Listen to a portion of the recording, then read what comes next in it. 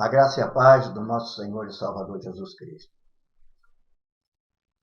Te convido neste momento a acompanhar a leitura da Bíblia que se encontra em Colossenses, capítulo 3, do versículo 18 até o 24, que diz assim: Vós, mulheres, sede submissas aos vossos maridos, como convém no Senhor. Vós, maridos, amai a vossas mulheres e não as trateis asperamente.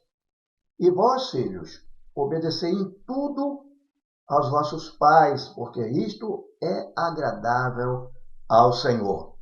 E vós, pais, não irriteis a vossos filhos, para que não fiquem desanimados. Vós, servos, obedecei em tudo a vossos senhores, segundo a carne, não servindo somente à vista, como para agradar aos homens, mas em singeleza de coração, temendo ao Senhor.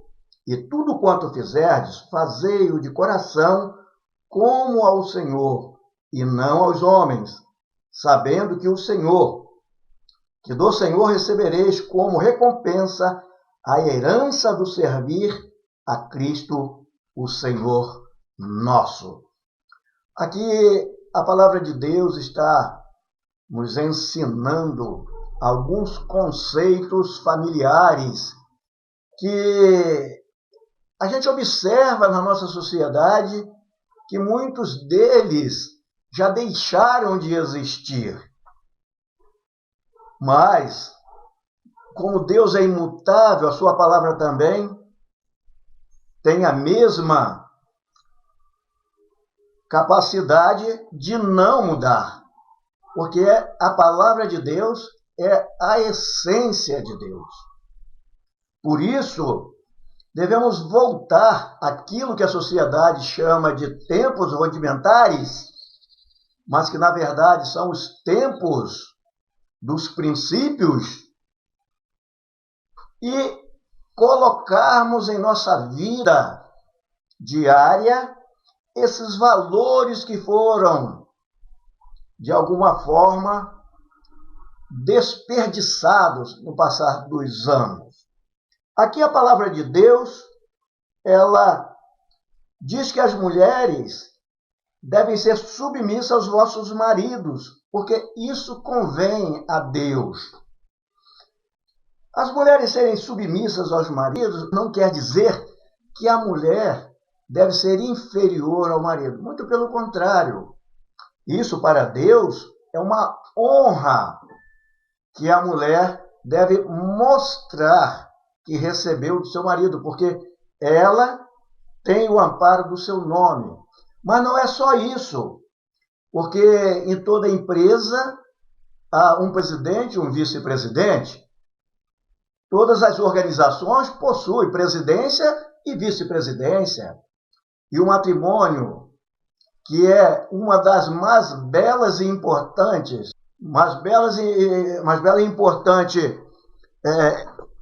organização, me perdoe,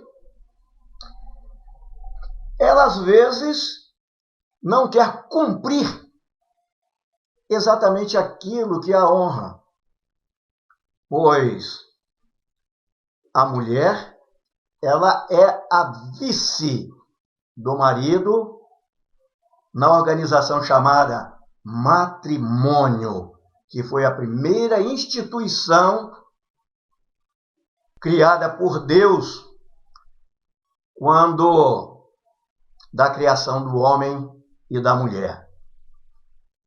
Mas além disso, nós temos aqui uma normatização também para o marido. O versículo 19 diz: Vós, maridos, amai a vossas mulheres e não as tratei asperamente. E nós também conhecemos muitos casos que os maridos não sabem tratar suas esposas com carinho.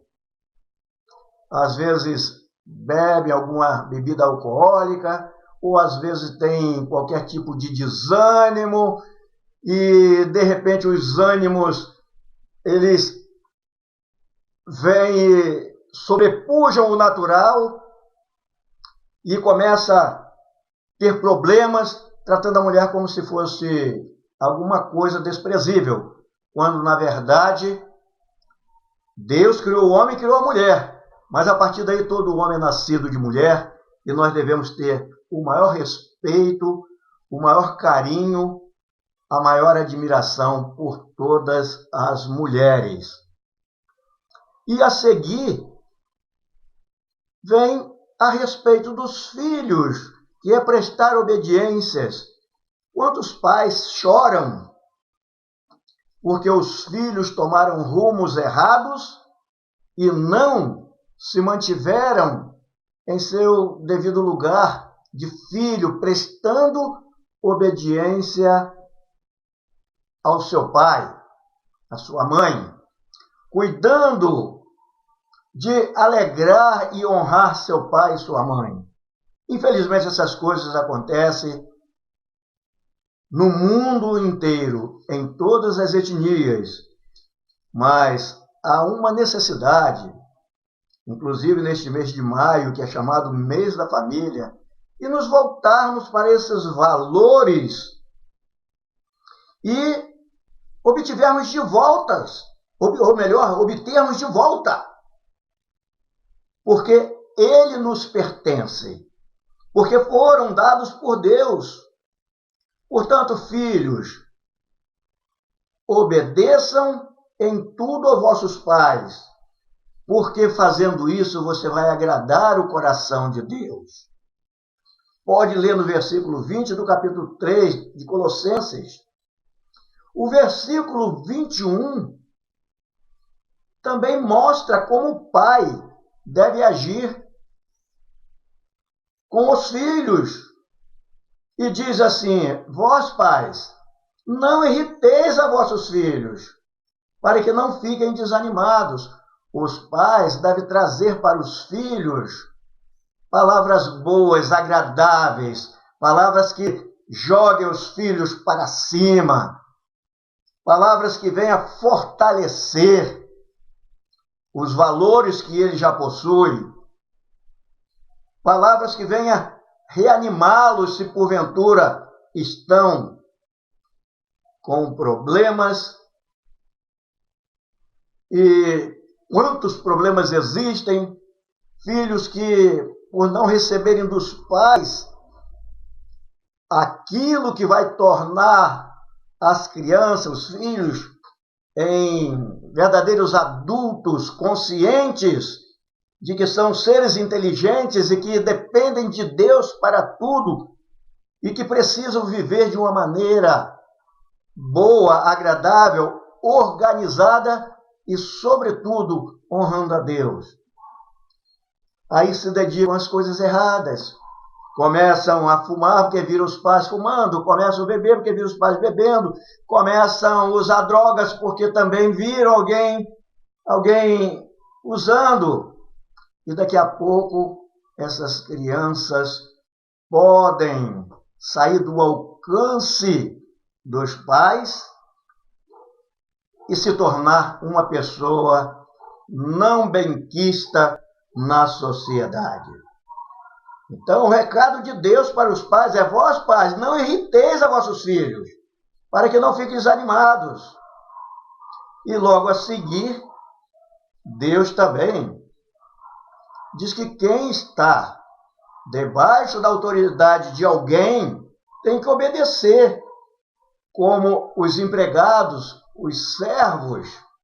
E no versículo 22 desse capítulo 3 de Colossenses, está escrito o seguinte: vós, servos, obedecei em tudo a vossos senhores, segundo a carne, mas não servindo somente à vista, como para agradar aos homens, mas em singeleza de coração, temendo ao Senhor.